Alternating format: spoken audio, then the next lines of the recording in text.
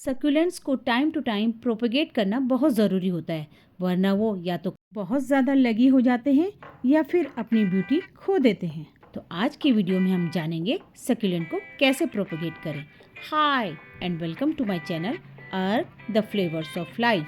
आज मैं अपने गार्डन के कुछ सक्यूलेंट्स आपको दिखाऊंगी और दिखाऊंगी कि मैंने उनको किस मेथड से प्रोपेगेट किया है। सक्यूलेंट्स को हम लीव्स, स्टेम, बेबी पप्स जिन्हें हम ऑफसेट्स भी कहते हैं या फिर बीज के थ्रू प्रोपगेट कर सकते हैं। बहुत सारे मेथड सक्यूलेंट्स के प्रोपगेशन के होते हैं। इनमें मैंने दो मेथड्स को मेनली यूज़ किया है और मैं आपको दिखाऊंगी कैसे मैंने इनको प्रोपगेट किया है। तो चलिए वन बाय वन स्टार्ट करते हैं। सबसे पहले देखते हैं ये एडल प्लांट जिसे हम फ्लैपजैक कलांचू भी कहते हैं। हर साल मैं इसको प्रोपेगेट करती रहती हूँ। कई सारे प्लांट्स मैंने दिए भी हैं और नए प्लांट में इसके बनाती रहती हूँ। इसकी जो मार्जिन्स है इसमें बहुत ही बढ़िया विंटर में शेड निकल कर आता है।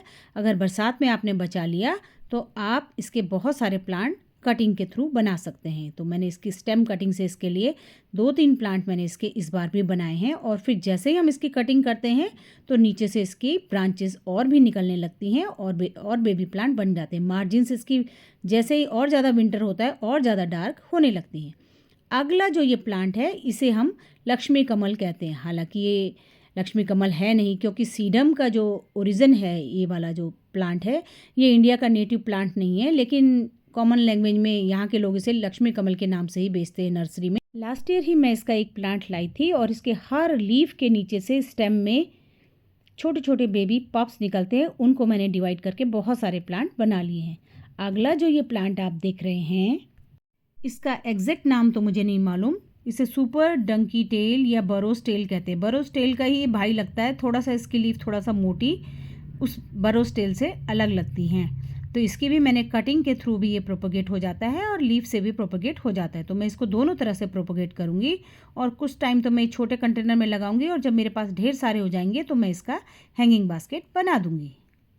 लीव्स को जब हम हल्का सा ट्विस्ट करते हैं तो ये स्टेम से आसानी से अलग हो जाती हैं। तो नीचे के पोर्शन से मैंने सारी लीव्स इसकी हटा दी हैं और इस स्टेम को मैं आराम से लगा दूंगी। अगला जो सक्यूलेंट आप देख रहे हैं ये एचिवेरिया की ही एक वैरायटी है और इसे लोग विष्णु कमल के नाम से भी जानते हैं। इसकी भी मैं नीचे की जो मैच्योर लीफ है उनको हल्का सा टर्न करने पर अलग हो जाती हैं। इसे मैं लीफ से प्रोपोगेट करूँगी। अगर आप चाहें तो इसके टिप को भी काट करके प्रोपोगेट कर सकते हैं। अगला जो ये सक्यूलेंट है लास्ट ईयर से लेकर आई थी, छोटे से क्रीम के डब्बे में लगा है। इसकी लीफ थोड़ा आगे से मुड़ी हुई होती है, बहुत ही खूबसूरत ये लगता है और इसका नाम है एचिवेरिया रुनेनी। देखिए कितना खूबसूरत है।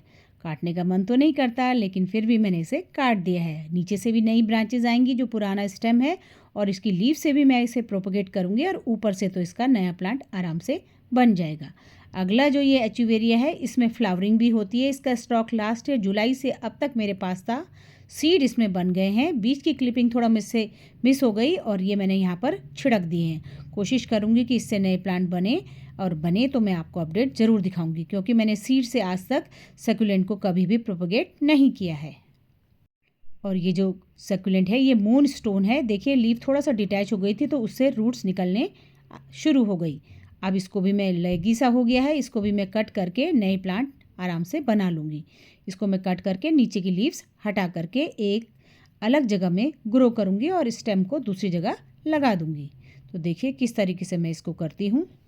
इसकी नीचे की सारी लीव्स मैंने हटा दी हैं और क्योंकि मैं इसे डायरेक्ट लगा रही हूँ इसलिए मैंने रूटिंग हार्मोन लगाया है। अदरवाइज़ इसको 2 से 3 दिन तक ऐसे ही खुला छोड़ देना चाहिए, उसके बाद हमें इसे लगाना चाहिए। और जो ये लीफ है जिसमें रूट आई है उसको भी मैं साइड में हल्का सा ऐसे ही रख दे रही हूँ। ऊपर से थोड़ी सी मिट्टी मैं इसमें डाल रही हूँ ताकि ये थोड़ा सा कवर हो जाए और कुछ दिन बाद यहाँ से भी नया बेबी प्लांट आ जाएगा। और ये मैंने सारी लीव्स को थोड़ा थोड़ा एंड से दबा दिया है ताकि मुझे नए प्लांट मिल सके।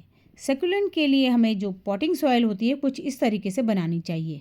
मोटी वाली सैंड, लीफ कंपोस्ट या वर्मी कंपोस्ट, गार्डन सॉइल और पुराने गमले या ईंट के टुकड़ों को बारीक तोड़ करके इक्वल क्वांटिटी में लेकर के उसमें थोड़ी सी बोन मील और फंजीसाइड पाउडर मिला करके सॉइल बनानी चाहिए। अब ये जो मैंने काटे थे इनको पूरे 3-3 दिन हो गए हैं और नीचे इनमें कैलस डेवलप हो गया है।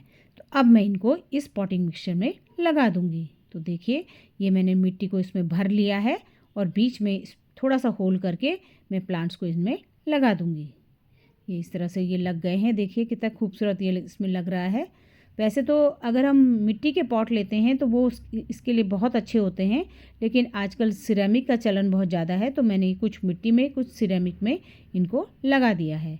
तो फ्लैप जैक भी मैंने लगा दिया है और बाकी और तरह के सकुलेंट्स भी मैं अभी लगाने वाली हूँ। ये देखिए मेरा एओनियम प्लांट, ये भी लेगी सा हो गया है, अच्छी ग्रोथ इसमें आ रखी है, लेकिन ऊपर की टिप में आप देख रहे होंगे छोटी छोटी लीफ आ रही हैं, तो इसलिए मैं भी इसे काट कर अलग कर दूंगी। लीफ से भी मैं इसे प्रोपेगेट करूंगी और स्टेम से भी प्रोपेगेट करूंगी। तो इस तरह से मैंने इसकी फ्रंट से इसकी कटिंग कर दी है और नीचे की लीफ पूरी हटा करके मैं इसको एक नए पॉट में जगह दूंगी। तो देखिए इसमें रूट्स भी आ रही हैं छोटी छोटी सी। यहाँ से मैं इसकी लीव्स को नीचे की पूरी हटा दूंगी ताकि मैं लीव से भी इसको प्रोपेगेट कर सकूं। तो कुछ इस तरीके से मैंने इसको लगा दिया है। पूरे पॉट में मैंने तीनों ब्रांचेस को लगा दिया और बीच में एक छोटी ब्रांच को लगा दिया है। अब बारी है इसकी। इस सकुलेंट का नाम तो मुझे नहीं मालूम, आपको पता हो तो आप ज़रूर बताइएगा। इसको भी मैंने कटिंग से लगा लिया है और इसकी लीव्स को, नीचे की लीव्स को हटा दिया है और मैं उन सबको एक साथ अलग से लगा दूंगी। सेमी शेड वाले एरिया में इनको रखना है और लगभग 3 दिन बाद इसमें वाटरिंग करनी है। मेरी एक फ्रेंड ने मुझे पूछा था कि इसको प्रोपेगेट कैसे करते हैं। मदर ऑफ थाउजेंड्स ये है।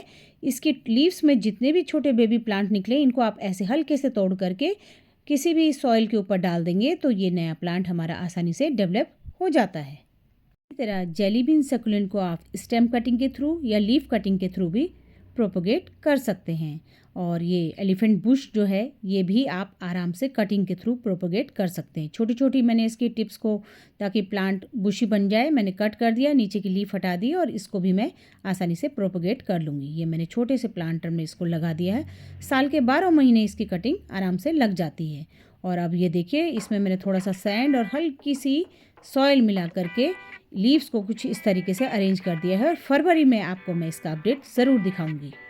आजकल सकुलेंट्स को पाले से बचाइए और दोपहर की तेज़ धूप में रखिए। आशा करती हूँ सकुलेंट्स के प्रोपेगेशन की जानकारी आपके लिए हेल्पफुल होगी। Thanks for watching.